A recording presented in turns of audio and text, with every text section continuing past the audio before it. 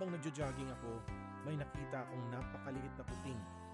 Iyak siya ng iyak, sobrang hina, at parang pinaglaruan ng mga bata hanggang mahiwalay sa Mama Cat. Ayoko sana siyang damputin. Alam kong panibagong responsibilidad na naman, kailangan pakainin, alagaan at padedehin. Pero hindi ko kayang iwan siya, kaya kinuha ko siya. Hindi ko na malayan, araw-araw ko na siyang inaalagaan. Unti-unti siyang lumakas at lumaki. At ngayon, siya na yung napakalambing sa akin. Minsan, ako pa ang ginugroom niya. Doon ko naisip, baka hindi aksidente kung bakit ko siya nakita. Baka hindi lang ako ang nagligtas sa kanya. Baka siya rin ang iniligtas ni Lord para samahan ako sa akin paglalakbay. Ngayon may isang bagay akong ipinapangako sa kanya.